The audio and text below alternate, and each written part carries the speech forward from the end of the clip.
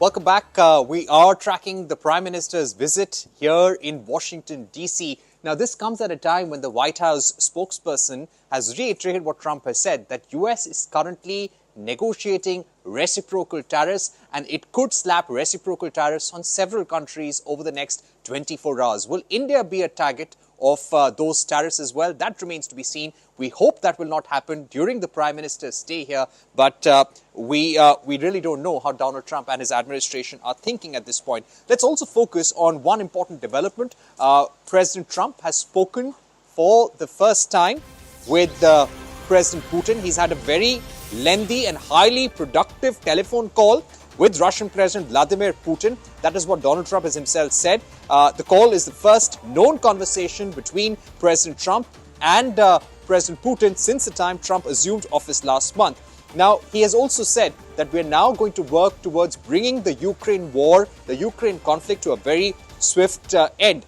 Trump administration officials have said they hope for a prisoner exchange on Tuesday, and they've also spoken about working with Ukraine to end the war immediately. Trump, in fact, went on to say that President Putin even used my very strong campaign motto of common sense. We both believe very strongly in it.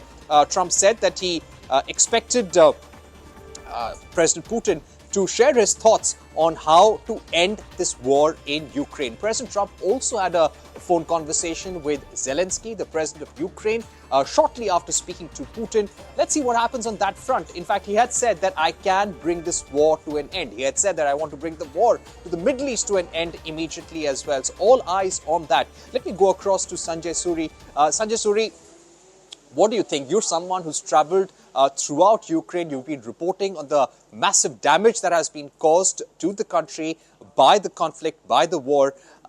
Are you getting signs now, indications that the war may come to an end? Trump may finally be able to give a face-saver deal, not just to Putin, but something that's acceptable to Zelenskyy as well. You know, as someone who has reported extensively from Ukraine, I can tell you for sure that in Ukraine, this will be seen as a great betrayal. This new development that we've had today, as world affairs go, is not short of cataclysmic, and you could be using that word without for once overstating it, without for once getting into hyperbole. This is the same Putin who has been considered by the US as the aggressor.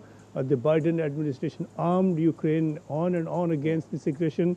There were United Nations resolutions against the invasion of Ukraine. There have been sanctions in place. And overnight, in this, not even overnight, over the space of the last few hours, we've had the president of the US speaking to Putin, and they are talking about the great civilization of Russia, the great traditions and civilization of the United States, how one speaks common sense, the other speaks common sense, almost talking the same language. This now is going to be seen as betrayal, not just in Ukraine, but also right across Europe. So if there can be peace, it's a question of on what terms. We already know, and we know this from today from President Trump, that NATO membership for Ukraine is out. Ukraine can forget about that. We also know that the US is not going to get involved. The US will continue to supply Ukraine with some of what it's doing, not necessarily military stuff. All that is still gray area, it's not been spelled out yet. But then Trump said they will do it in a measured sort of way and check what they're doing. So the support itself is being compromised.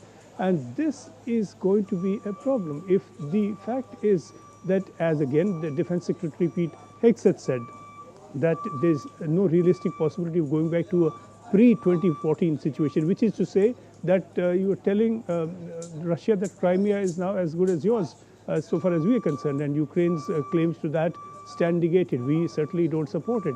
Now, this is a huge, huge change. This is going to set the US in conflict with Europe, not just with Ukraine and European countries, of course, and we have seen this security conference coming up on the weekend.